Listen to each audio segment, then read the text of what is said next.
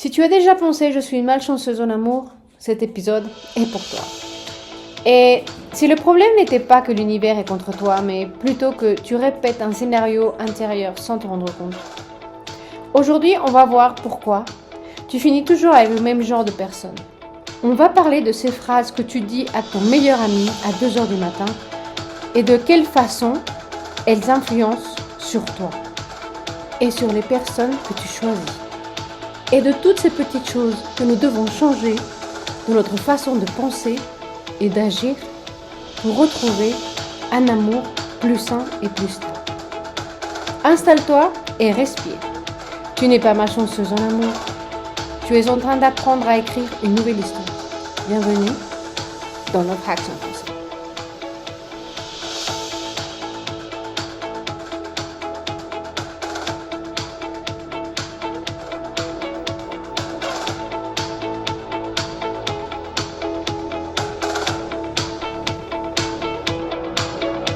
Salut et bonsoir à tous, comment vous allez ce soir? Ici c'est Maïkaïla et aujourd'hui nous allons parler de cette situation qu'on a tous vécue dans notre vie et que certains vivent en ce moment dans leur vie et qui est cette sensation où on sent que l'univers est carrément contre nous et qui nous aide vraiment pas à trouver cette personne avec laquelle on a envie de passer le reste de notre vie. On parle souvent du fait qu'on termine souvent avec le même genre de personne et on se demande pourquoi. Pourquoi c'est toujours le même genre de personne que je sors? Par exemple, le mauvais garçon ou les personnes qui sont très occupées ou des gens qui sont émotionnellement indisponibles ou peut-être des gens toxiques. Toujours le même genre de personne. Mais la question ici, c'est pourquoi on finit toujours comme ça? Eh bien, la réponse est plutôt simple. En réalité, nous choisissons les personnes par des choses qui nous sont familières. Qu'est-ce que je veux dire par là? Lorsqu'on est avec quelqu'un ou on rencontre quelqu'un qui nous montre une situation, par exemple, où on parle avec cette personne et cette personne réagit d'une manière que nous sommes plutôt familiers parce qu'on l'a vécu à la maison ou parce que c'est l'exemple que nous avons eu quand nous étions petits ou peut-être la façon où notre premier amour nous a traités, ça fait qu'on a cette sensation de se sentir à l'aise puisqu'on connaît cette situation ou cette forme de réagir. Et comme on la connaît, on a l'impression que c'est bien pour nous parce qu'on est à l'aise, on se sent tout de suite identifié avec ça, avec cette situation. Et en réalité, c'est là où ça vient le grand problème. Parce que souvent, le fait de sentir que quelque chose est familier ou qu'on connaît, nous fait sentir à l'aise et on se rend pas compte à ce moment-là que le fait de se sentir à l'aise parfois ne veut pas dire que c'est la bonne chose pour nous ou cette sensation de connaître cette ambiance ou ce genre de réaction ou cette familiarité que nous avons avec cette personne par rapport à son comportement est le bon pour nous. Mais on se laisse aller par cette sensation de familiarité et de bien-être, mais qui est en fait un faux bien-être. Et on se rend pas compte que à la fin, nous sommes en train de répéter le même scénario, mais avec des personnes différentes. Et c'est pour ça qu'on a toujours cette sensation que ces personnes elles finissent par partir ou que ces personnes sont toujours compliquées ou qu'elles sont toujours toxiques ou que ces personnes sont toujours en train de nous quitter. Et là, nous commençons à avoir cette sensation de malchance ou d'être maudit et parce qu'on trouve toujours quelqu'un qui est pas bon pour nous. Et en fait, on se sent maudit en amour et on a l'impression qu'on ne sera jamais avec quelqu'un ou on trouvera jamais quelqu'un qui restera et finira ses jours avec nous.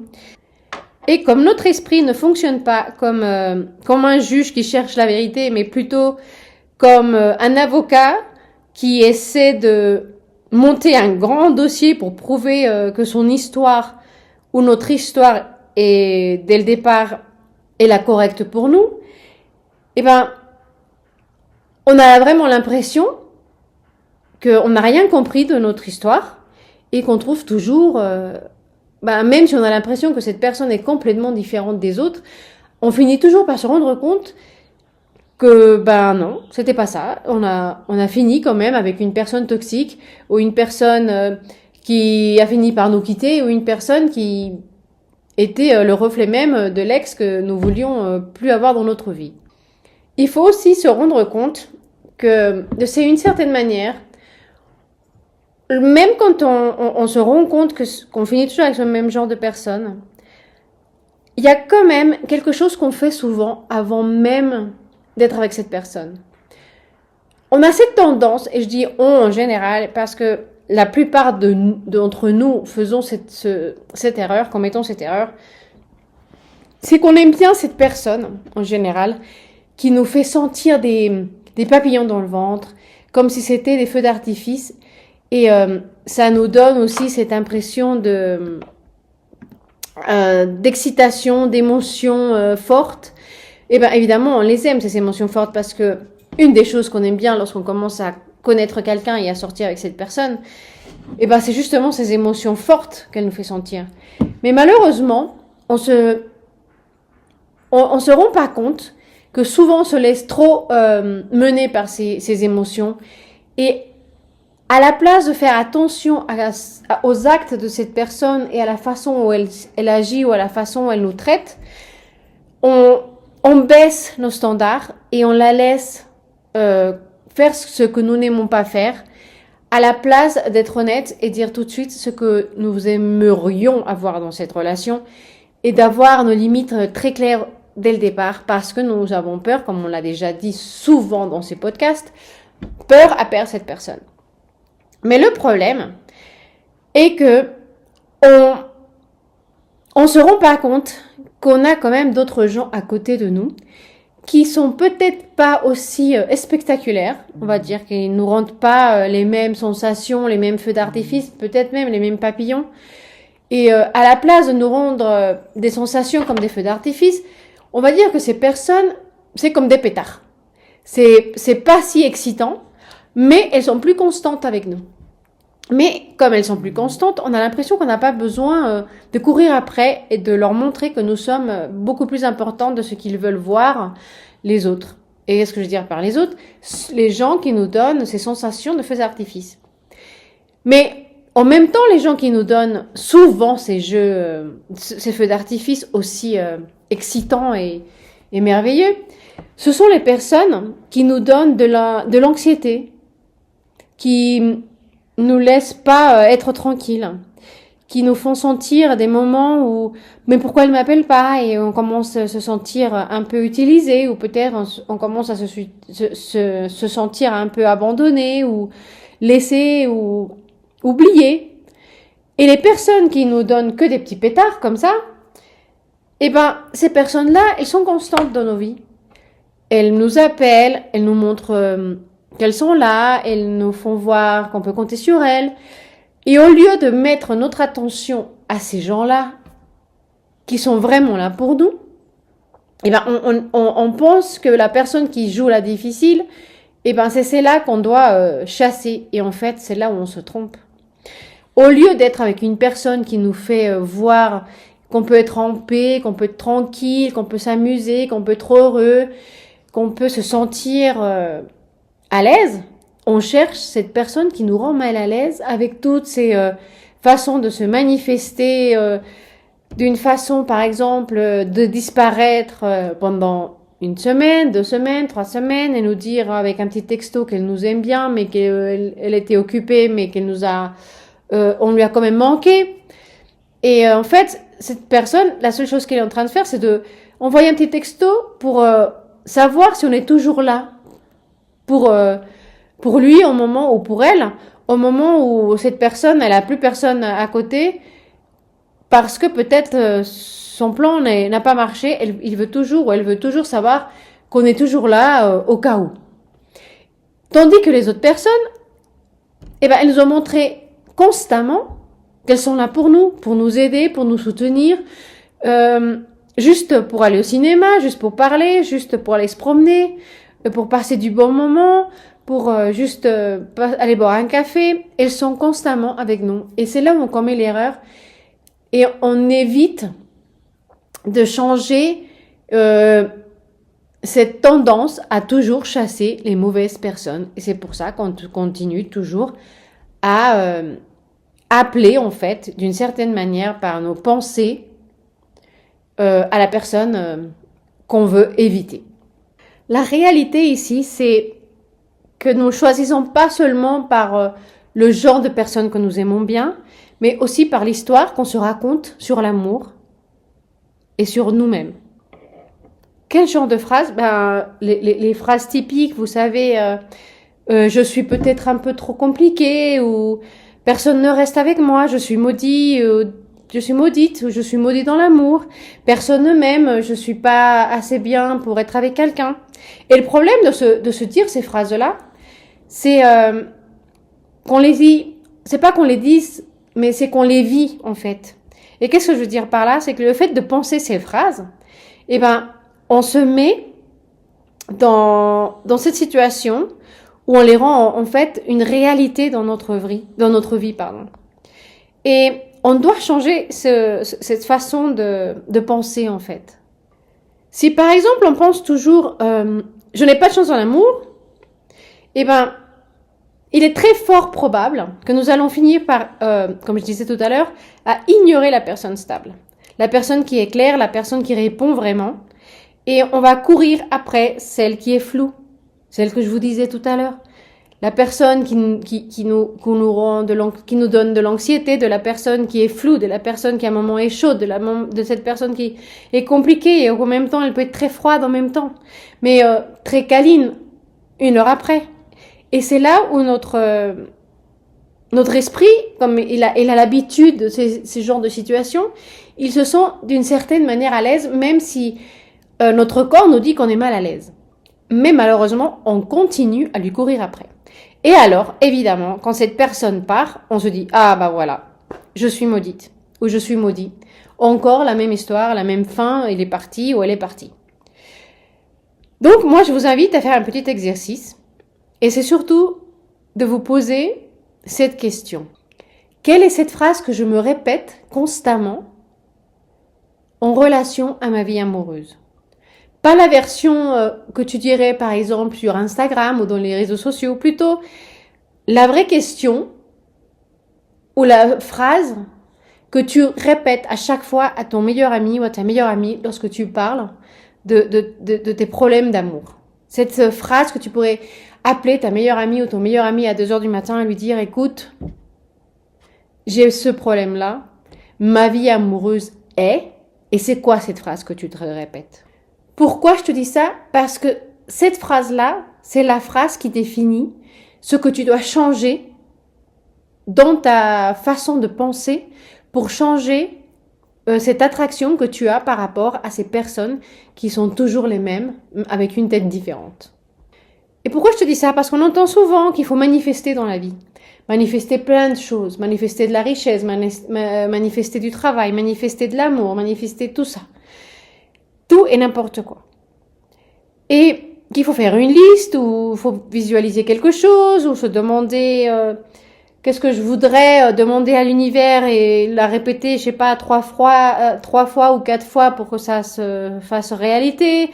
Et ou peut-être je sais pas, regarder l'horloge si elle écrit 22, commencer à faire des souhaits, toutes ces choses-là.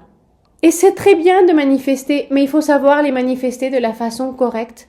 Et surtout, voir si notre vie de tous les jours est compatible avec ce qu'on dit vouloir, et on cherche au moment de manifester toutes ces choses-là et les faire réalité. Parce que si notre vie n'est pas compatible, eh ben, ça ne marchera jamais et ça ne fera pas beaucoup de différence.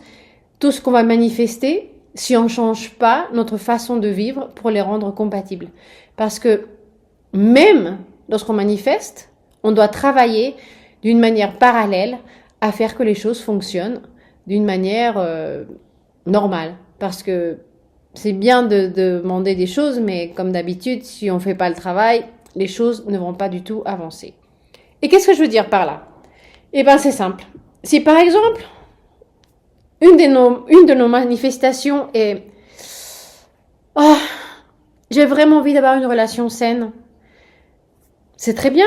Tout le monde veut une relation saine. On veut être bien. Mais si ta vie, c'est une vie de sortie, de s'amuser, de aller dans les bars, danser, aucune structure, ça va être très dur de trouver quelqu'un dans un bar qui passe sa vie à faire la fête, qui ait une relation saine et stable. Donc, pourquoi, au lieu de te demander qu'est-ce que je peux faire pour avoir une relation saine, on ne se demande pas comment vit quelqu'un qui peut et qui veut soutenir une relation saine. Et comme ça, on pourra se mettre à chercher quelque chose qui nous aide à changer notre façon de vie pour faire des petits changements dans notre façon de vivre. Et pourquoi c'est si important de comprendre ça? Parce que par exemple, si tu veux une relation stable et tu te rends compte que tu es toujours attiré par des gens qui sont instables, eh ben, ça sera plus chaotique ta relation, ça va pas te donner de la stabilité. Donc, il y a un écart évidemment entre ton souhait et ta façon de vivre. Donc, c'est ça qu'il faut changer. Et se rendre compte de ces petits détails, parce que c'est les petits détails comme ça qui nous ouvrent les yeux et qui nous donnent la clé pour ouvrir la porte au changement. Et ce que je veux dire aussi, c'est que même si tu répètes 300 fois « je mérite cet amour stable et honnête », si tu fais pas ces changements-là, ça va jamais arriver. Ça va jamais être le cas parce que ça va être très très dur de trouver quelqu'un de stable. Si tu continues à faire la fête, à sortir avec des gens instables, des gens qui sont pas sérieux. Et quand je dis sérieux, ça veut pas dire qu'ils sont pas sérieux dans leur vie professionnelle. Mais c'est peut-être des gens qui sont pas sérieux dans leur vie amoureuse, qui sont pas en train de chercher quelque chose de stable. Mais plutôt des gens pour s'amuser et de sortir et avoir des nuits ou des bons moments, pas une relation stable. La vérité, c'est que l'amour ne répond pas à notre liste de souhaits, malheureusement. C'est plutôt, l'amour répond à la façon dont tu vis, dont tu choisis les choses qui sont autour de toi, et les gens que tu choisis pour être avec toi ou autour de toi. Et je vous le dis sincèrement parce que je me souviens que lorsque j'étais adolescente, ma grand-mère me disait toujours « Je comprendrai jamais pourquoi, Michaela, s'il y a 100 personnes devant toi, 100 garçons, il y en a un qui est ringard, tu finiras toujours par choisir ce ringard. » Et elle avait raison, je faisais toujours tout pour changer et je finissais toujours avec le ringard du groupe. Et c'était mon patron, je savais pas sortir de là, c'était toujours ça et j'en avais marre de tomber toujours avec ces gens-là jusqu'au jour où j'ai commencé à faire ces petits changements. Je me disais mais qu'est-ce que je fais et que je termine toujours avec ce genre de garçon, mais qu'est-ce que je fais que même si j'essaye de changer et je vois que ce garçon se comporte d'une manière différente, à la fin c'est toujours la même chose. Et ben c'est parce que je changeais pas ma façon de vivre. Je changeais pas la façon de faire ma vie. Je continuais, même si dans certaines choses je vivais d'une façon très stricte, au moment où je sortais, et ben, c'était toujours avec le même genre de personnes, les mêmes genres de personnes qui aimaient faire la fête, des gens et je dis pas que c'était des gens qui utilisaient de la drogue, non, mais pas du tout, ou que c'était des voleurs, ou, non, pas du tout. Ce que je veux dire, c'était toujours des gens qui cherchaient pas quelque chose de sérieux, et moi, je voulais quelque chose de plus sérieux. Et eux, eh ben, ils voulaient juste s'amuser. Et lorsqu'ils avaient une relation plutôt sérieuse, eh ben, entre guillemets, parce que c'était toujours la même chose, la fête, les sorties, que s'amuser en fait. C'était rien de sérieux, c'était vraiment rien de profond. Et évidemment, j'allais jamais trouver quelqu'un qui allait me donner la stabilité qu'en fait moi j'étais en train de chercher. Autre chose aussi qui nous arrive souvent et dont on vient me parler souvent lorsque quelqu'un veut sortir ou chercher la bonne personne et qu'on sait évidemment que cette histoire de toujours chercher un rendez-vous, un rencard ou sortir avec quelqu'un, c'est très compliqué et c'est fatigant et à la fin on en a marre.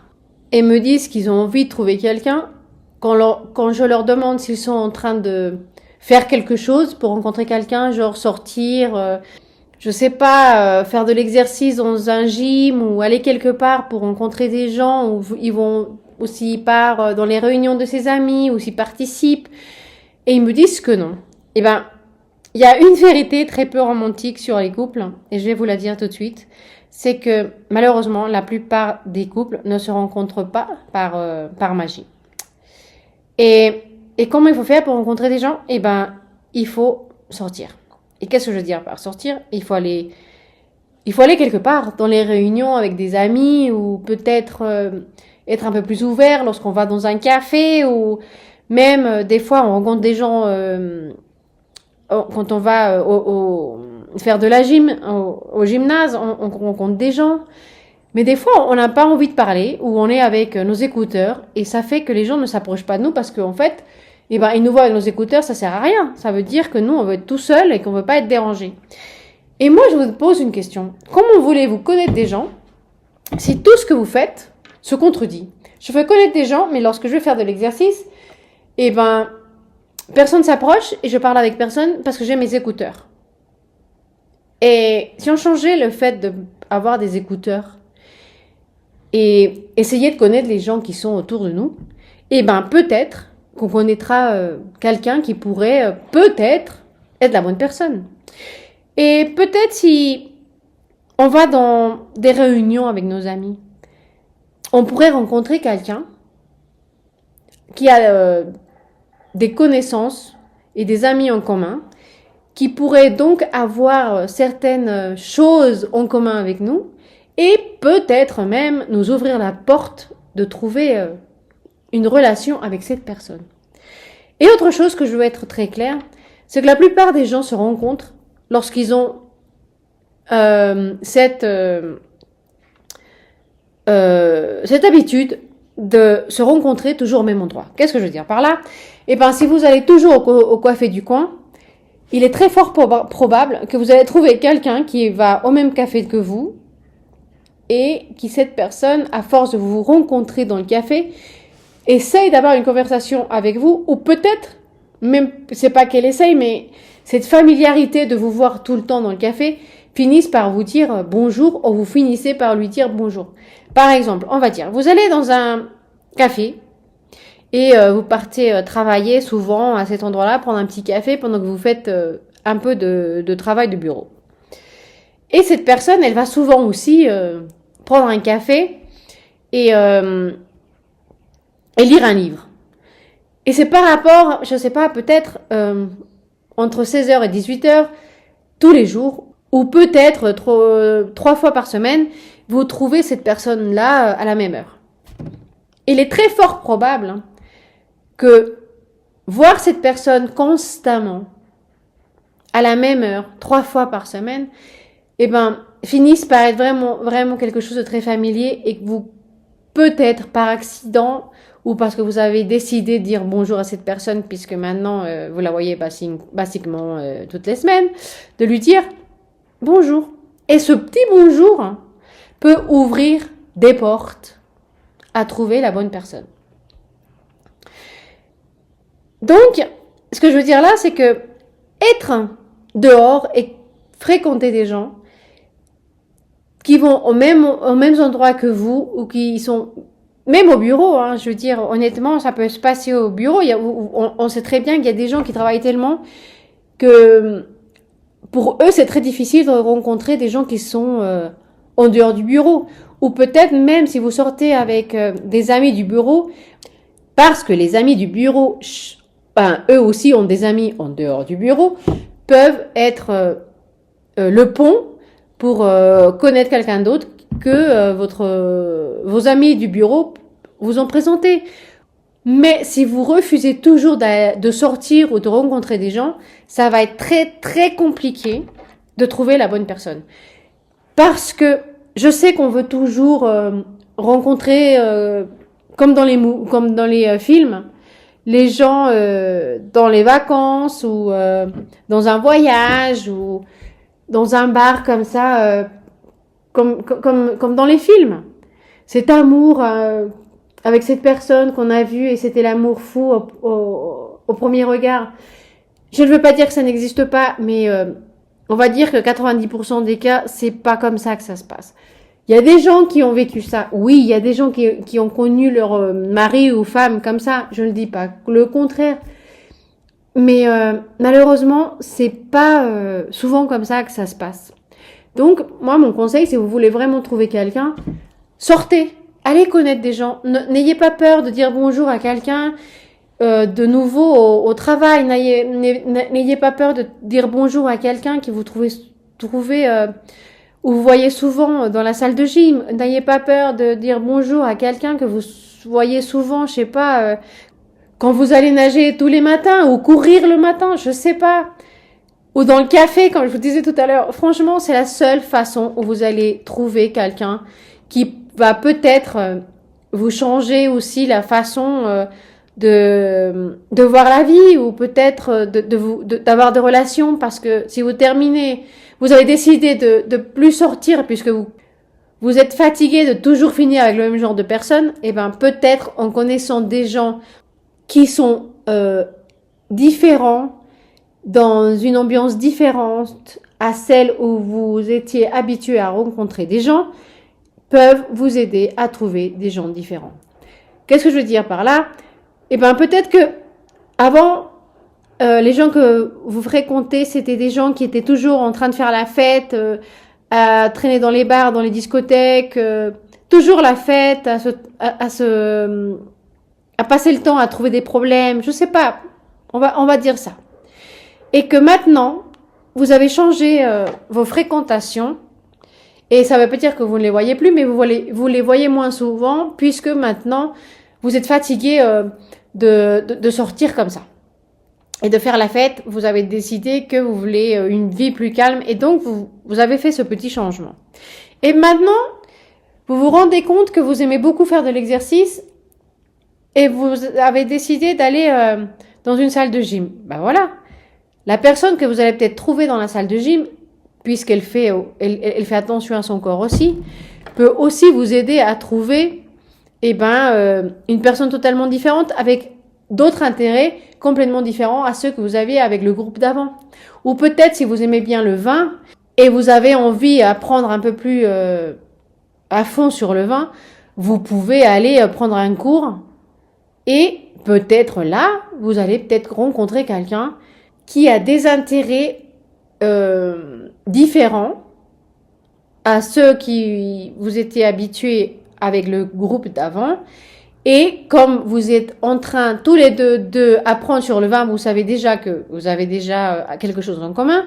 Donc, si vous commencez à parler avec cette personne, vous pouvez peut-être vous rendre compte, si vous êtes assez fou pour aller parler à cette personne, que vous pouvez avoir aussi d'autres choses en commun et donc peut-être avoir une possibilité de commencer une relation avec cette personne.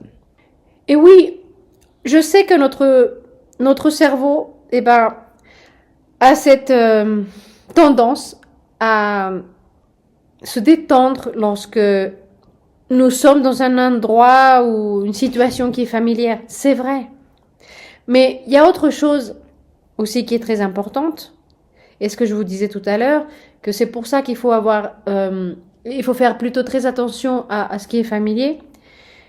C'est que l'amour, c'est pas une question de destin non plus. C'est une question de répétition.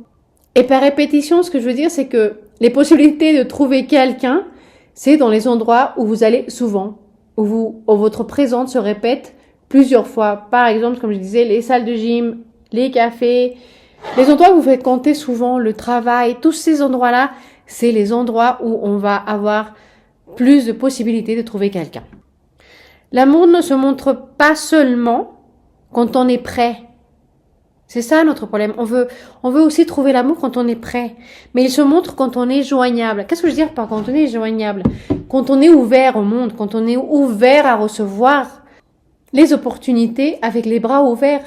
Si on n'est pas joignable et ouvert à cette possibilité, et ben en même temps, on est en train de se saboter puisque on dit qu'on veut trouver quelque chose, mais on n'est pas du tout prêt à être réceptif. Donc, il faut regarder sa vie d'une façon très honnête et être sûr qu'on est prêt à recevoir cette personne qui peut être peut-être juste devant nous à ce moment-là et lui donner l'opportunité. Et je vais le répéter, on a beaucoup plus de chances de construire quelque chose de réel avec quelqu'un qu'on croise régulièrement qu'avec une personne qu'on rencontre, je sais pas, dans une plage pendant les grandes vacances ou quelqu'un qu'on va juste rencontrer un jour comme ça, par hasard, au moment où on prenait peut-être un croissant dans la boulangerie du coin. Vous cherchez des conversations vraies sur l'amour, les relations et tout ce qu'on n'ose pas dire. Écoutez Love Hacks, un podcast sincère et sans filtre. Disponible en français, anglais, espagnol et portugais. Retrouvez-le sur votre plateforme de podcast préférée. Autre chose qu'on doit faire très attention, c'est que souvent, on ne se rend pas compte, mais notre corps réagit bien avant que notre cerveau. Et qu'est-ce que je veux dire par là? Eh bien, lorsqu'on est devant quelqu'un, notre corps, il a déjà fait un checklist et il a déjà décidé si cette personne est familière ou pas par rapport à sa façon d'agir. Et notre corps a une tendance, malheureusement, à réagir à ce qui est déjà reconnaissable. Et qu'est-ce que je veux dire par là? Que si tu as grandi entouré de drames, par exemple, et que cette personne devant toi, une façon d'être dramatique, et ben ton corps il réagit, et bien avant ton cerveau. Et ton cerveau, et ben il peut souvent suivre la réaction de ton corps, et c'est pour ça aussi qu'on termine avec l'autre personne. La même histoire, même genre de personne. Notre corps ne cherche pas ce qui est bon pour nous, mais ce qui est reconnaissable pour lui, ce qu'il a déjà connu. Et donc, il se sent aussi, confortable. Mais encore une fois, il se sent confortable par rapport à quelque chose qui n'est pas bon, forcément, pour nous.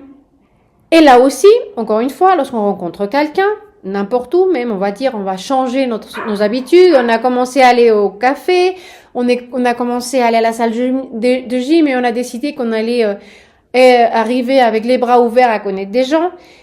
Il faut faire attention parce que, comme je viens de vous dire, lorsque on va connaître quelqu'un, si on a grandi dans une ambiance dramatique, quelqu'un qui est dramatique, on va se sentir beaucoup plus confortable avec cette personne. Et donc, il est très probable qu'on termine encore une fois en ouvrant les bras à la mauvaise personne. Et pourquoi? Parce que c'était familier. La familiarité encore est très dangereuse dans ces cas-là. Et c'est pour ça que si on fait cet exercice de travailler nos réactions et voir pourquoi on est toujours en train de trouver la même personne, lorsqu'on sent cette familiarité avec cette personne, on prend du recul et on se dit attention, je sais pas ce qui se passe, mais je me sens déjà trop confortable avec cette personne. Réfléchis un petit peu et prends du recul pour être capable de réfléchir et d'analyser la situation où on est à ce moment-là. Parce qu'encore une fois, on est en train de réagir très vite. Et c'est pour ça qu'on vous dit souvent, prenez votre temps. Ne courez pas. Essayez de connaître cette personne avant de vous engager beaucoup plus.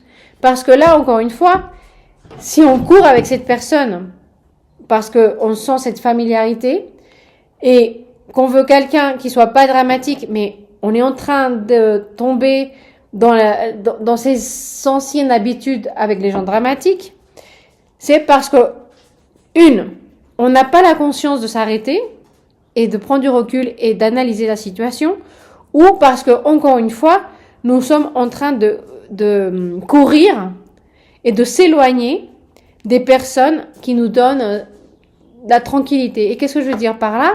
Eh bien que lorsqu'on rencontre quelqu'un de calme, gentil ou cohérent par rapport à ce qu'il fait et à ce qu'il dit avec nous, eh ben on est en train de nous dire non, c'est pas familier, je sais pas, je suis pas confortable.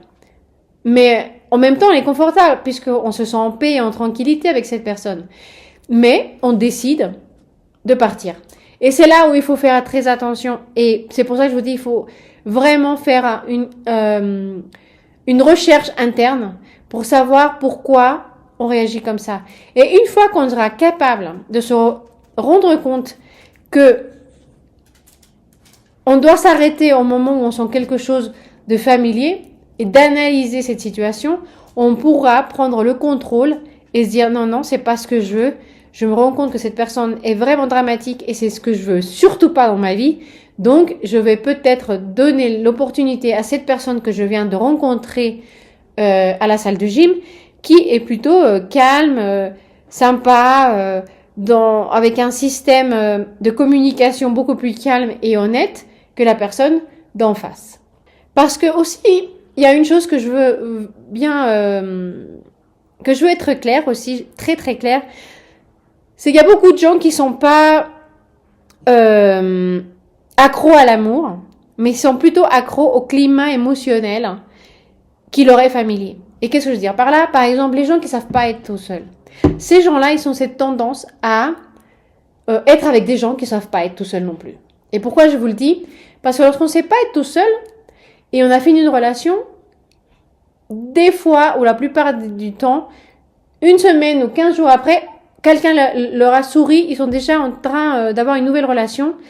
Et peut-être que cette relation était pas la bonne et donc ils ont duré peut-être 6 mois et la relation se termine après les 6 mois.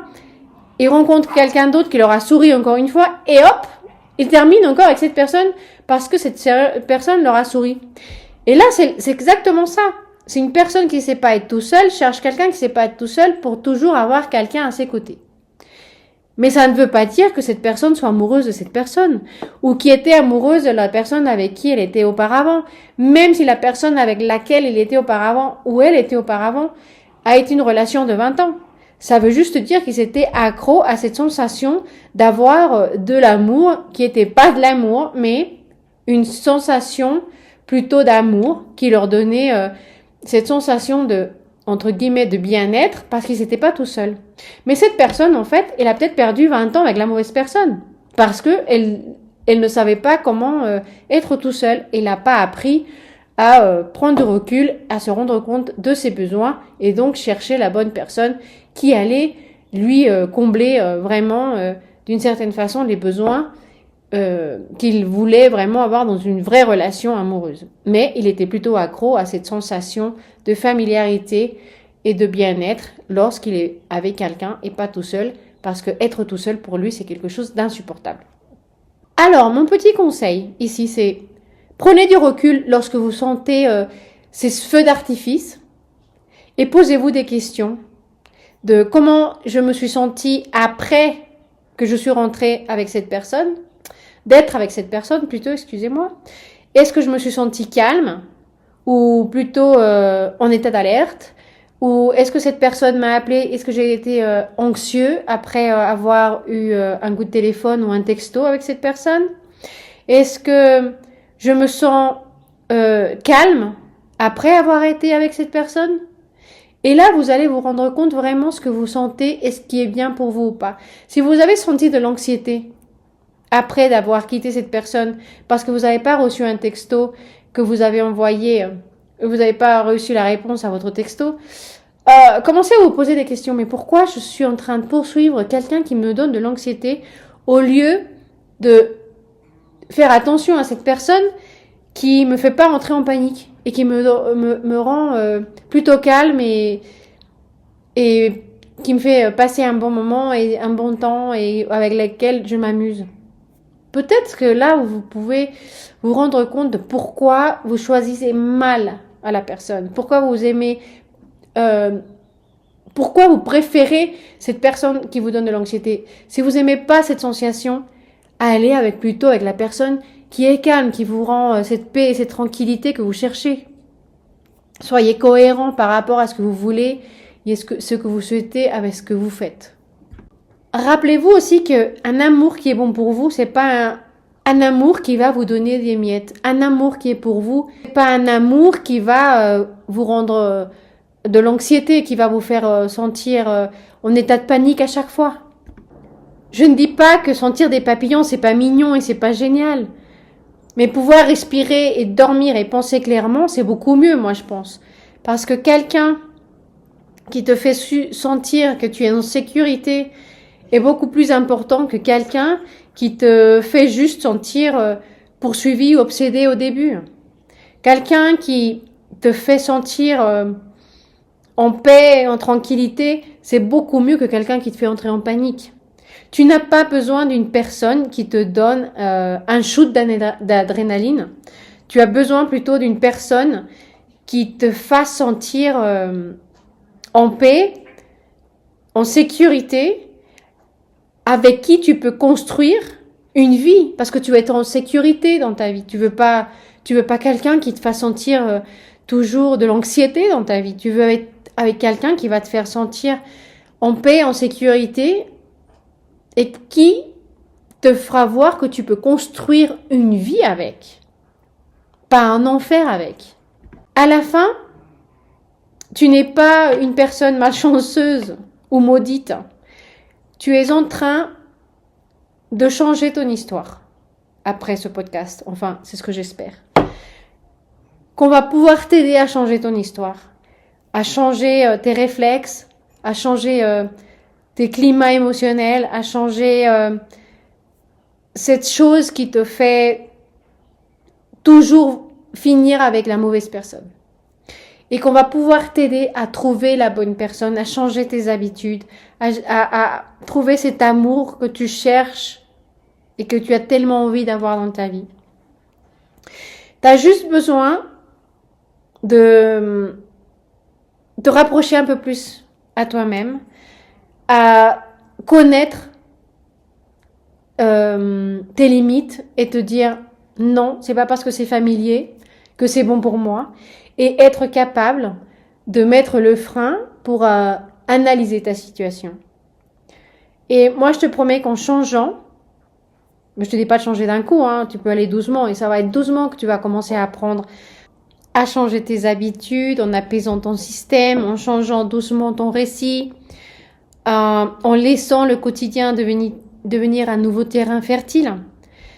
Et surtout, tu vas finir par apprendre à choisir des gens différents, des gens avec lesquels ton corps va commencer à se détendre, et tu pourras commencer à avoir des nouvelles connaissances, des nouvelles personnes autour de toi avec une mentalité totalement différente à celle que tu avais auparavant. Alors, écoutez, merci de m'avoir écouté.